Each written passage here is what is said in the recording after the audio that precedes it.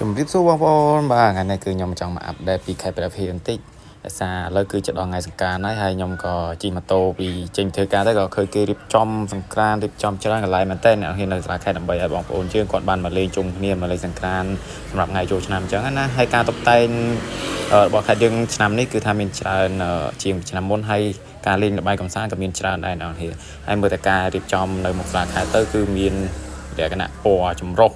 ច្រើនពណ៌ច្រើនបែបមែនតើអ្នកនាងឥឡូវនេះគឺគេកំពុងតែរៀបចំទេមិនទាន់ហើយ 100% ទេអ្នកនាងគាត់តែអាចថាចិត្តហើយប្រហែលជាបាន 50-60% អញ្ចឹងណាអ្នកនាងហើយនេះគឺជា pub street នៅទូមុខសាលាខេត្តហ្នឹងក៏គេរៀបចំបានហាក់ចិត្តហើយដែរហើយគឺគេចង់បូចង់អីហ្នឹងហើយក៏គេតុបតែងកត្រកតុបតែងឈ្នាងតុបតែងអីហ្នឹងដើម្បីឲ្យប្រជាជនយើងថតរូបអញ្ចឹងណាហើយសម្រាប់ល្បែងកម្សាន្តគឺមានច្រើនមែនទែនអ្នកនាងកន្លែងនេះគឺជាកន្លែងលេងពុះសាប៊ូគឺគេកំពុងតែរៀបចំដែរគឺដាក់ទ្រូងប៉ុណ្ណឹងហើយមានផ្សេងទៀតមានកន្លែងដើរលើខ្សែពួរធ្លាក់ចូលទឹកកន្លែងបដាល់ធ្លាក់ទឹកអញ្ចឹងណាអ្នកទាំងអស់គ្នា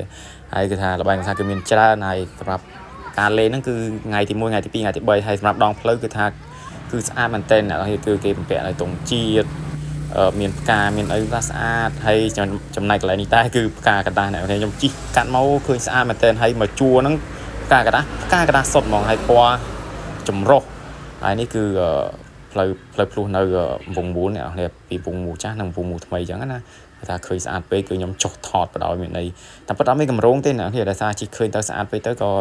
ឆ្លៀតធ្វើបានមកវីដេអូចែកដល់អ្នកនរគ្នាមើលអញ្ចឹងណាហើយសម្រាប់បងប្អូនដែលធ្វើការនៅក្រៅខេត្តគឺឲ្យពួកគាត់បានឃើញគាត់ចង់មកលេងអញ្ចឹងណាដោយសារចិត្តចូលឆ្នាំទៅឲ្យពួកគាត់នឹកស្រុកកំណើតទៅគាត់ឡើងមកលេងបានចូលឆ្នាំជុំបងប្អូនជុំអីអញ្ចឹងណាហើយនេះគឺជា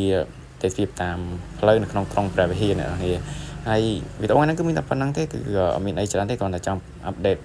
ឲ្យបងប្អូនទាំងអស់គ្នាបានដឹងថានៅខេត្តយើងក៏គេរៀបចំសង្ក្រាន្តដែរតែអត់ទាន់ហើយ 100% អញ្ចឹងណាហ្នឹងហើយអ្នកនាងវីដេអូខ្ញុំគឺមានតែប៉ុណ្្នឹងទេចាំជួបខ្ញុំនៅវីដេអូបន្តទៀត